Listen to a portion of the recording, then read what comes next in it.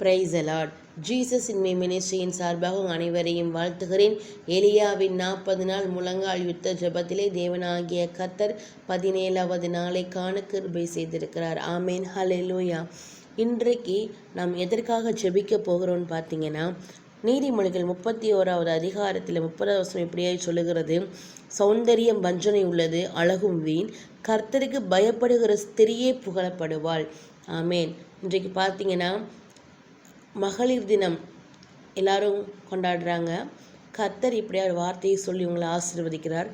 கர்த்தருக்கு பயப்படுகிற ஸ்திரியே புகழப்படுவார் என்று சொல்லி. ஆமேன், ஹல்லேலூயா. நம் தேவனுக்கு பயந்து ஸ்திரிகளாய் நடக்கும் பொழுது கர்த்தர் நம்மளுடைய வாழ்க்கையில் பெரிய அற்புதங்கள் செய்வார். ஆமேன். அநேக நம்மளை கொடுத்து சாட்சி கொடுப்பாங்க.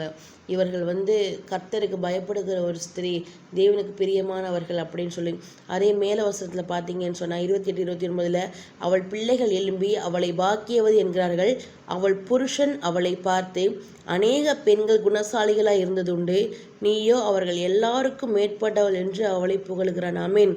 எப்போ அப்படி நடக்கும்னா, நம்ம கர்த்தருக்கு கீழ்ப்படிந்து அவருக்கு பயந்து நம் வாழ்க்கையில் நடக்கும் பொழுது கர்த்தர் நம்மை குறித்து அநேக சாட்சிகளை எழுப்புவார். ஆமேன், ஹல்லேலூயா. இன்றைக்கு நாம் ஜெபிக்க போகிறோம். கர்த்தருக்கு பிரியமான அப்படி நம்ம நடக்கணும்னு சொல்லி கண்களை மூடி ஜெபிப்போமா? ஹல்லேலூயா. மை துதிக்கிறோம் ஐயா, மை ஸ்தோத்திரிக்கிறோம்.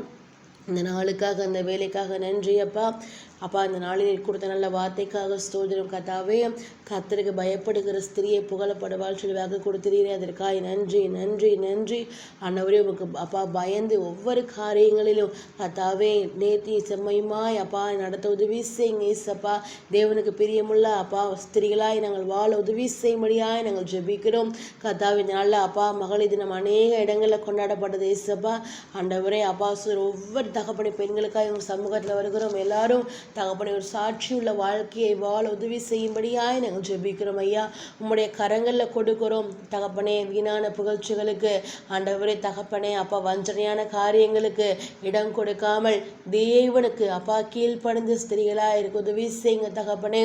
தன் குடும்பத்தை தகப்பனே கட்டி எழுப்புகிற ஸ்திரியாக இருக்கணும் ராஜா.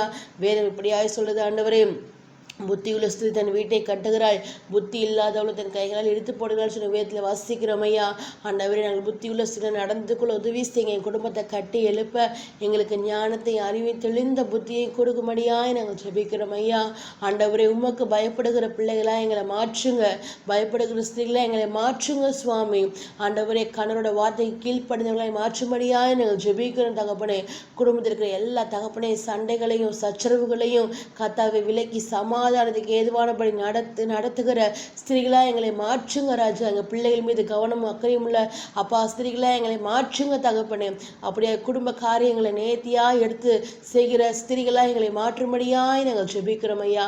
உம்முடைய கரங்களில் கொடுக்குறோம் தகப்பனே. உமக்கு பிரியமானபடி ஒரு வாழ்க்கையை வாழ நீங்கள் உதவி செய்யுங்க சுவாமி. விலையேற பெற்ற இயேசுவின் நாமத்திலே ஜெபிக்கிறோம் நல்ல பிதாவே.